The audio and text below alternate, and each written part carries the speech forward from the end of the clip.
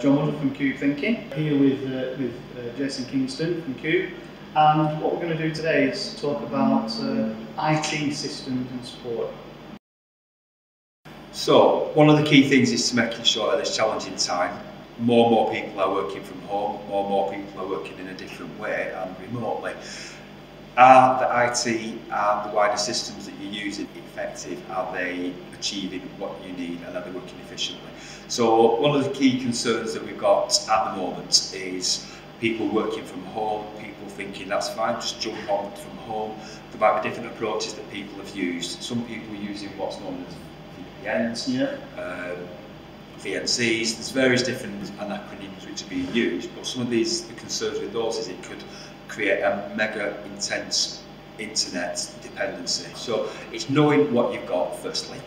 In some cases that might be easier said than done, because it might take a bit of a deeper dive into the systems that you've got, the software that you've got. It might be that a key process, one of your key processes, could be cobbled together by a spreadsheet in this office, linked into something from a proprietary piece of software here, then there's some manual handling. So there could be various ones. You need to know what you've got firstly.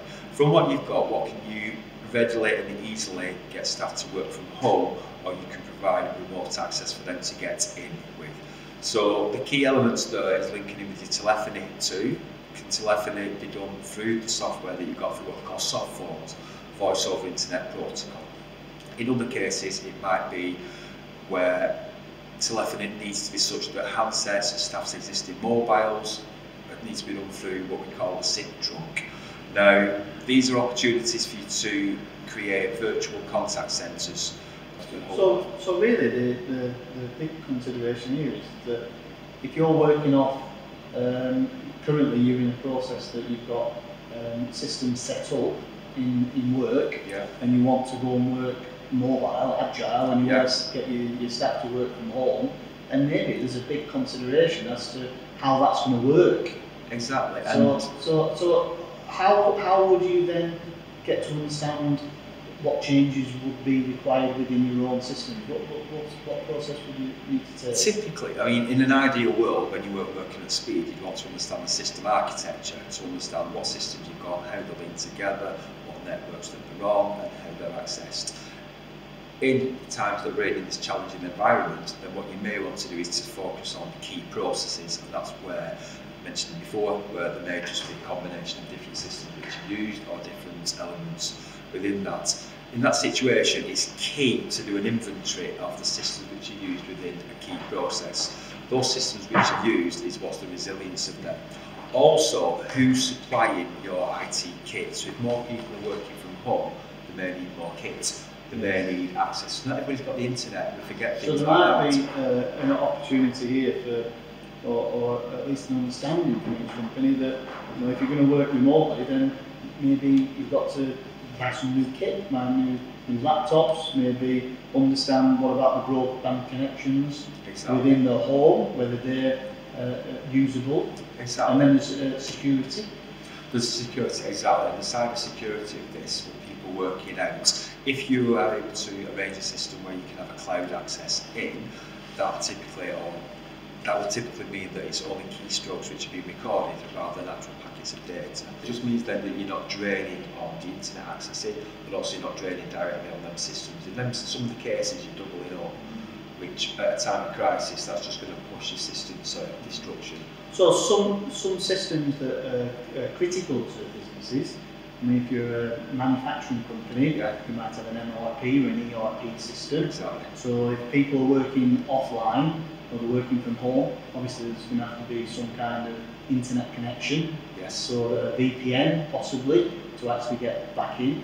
But also there's like the CRM, customer relationship management, where you might have sales staff who now have to work from home, who then have to dial in. So what sort of things can we do for those, or what's what we're looking at? In some of those situations there needs to be a temporary manual intervention. It is what it is.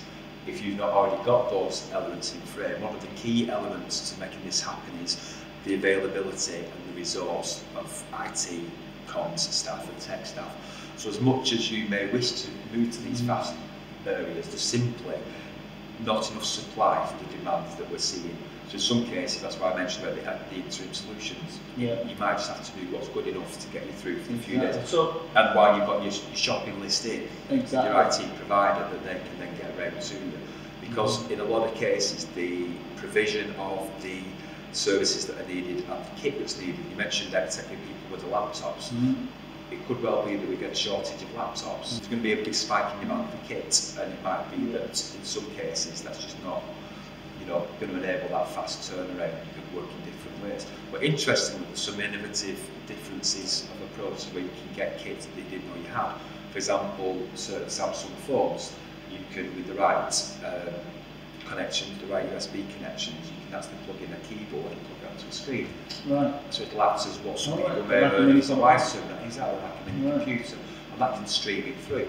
So in that situation, you didn't need to get a computer, you might be able to plug into your telly, to the keyboard. Okay. So there's innovative ways that things can be done, and at this time of crisis, sometimes that's good enough to help you keep the lights on in your business. So I would imagine that there's a massive scope for making a mistake.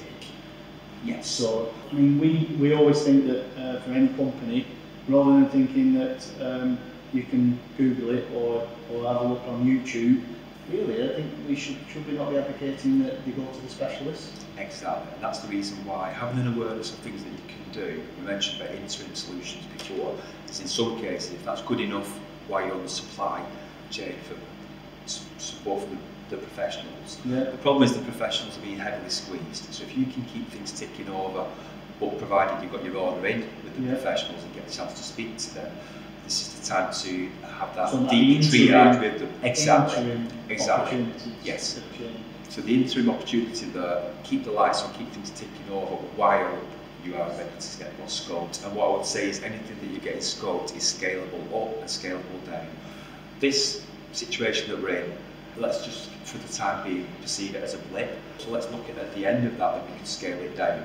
So this is where it's useful, for example, with telephony and with cloud-based elements where your subscriptions, in that case for your extra usage, is on a 30-day, for example, license, which would mean that when normal service is resumed, and if you return back to having more office-based now, you can scale it back down.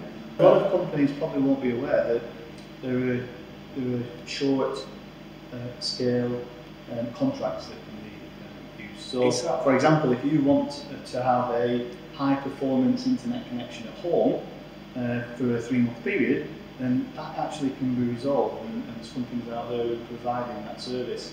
So it's not as though you've got to have these contracts for a 12-month period. Exactly. You can switch on and switch off. And also, some providers, some tech companies are offering loan of kit as well. So the spirit of us all being in there together, the loan of kit can often spread the worry and the issues on there. So going back to the point previously, this is where it's useful to have access to the professionals who can provide that advice. So thanks for that, Jay. So I think what we can come out of there is that we really need to understand our own systems and talk to experts to understand what the opportunities are, and to look at what systems we are using and what infrastructure we've got behind it. Also, whether it's a CRM system, whether it's Office 365, whether it's an ERP or an MRP system.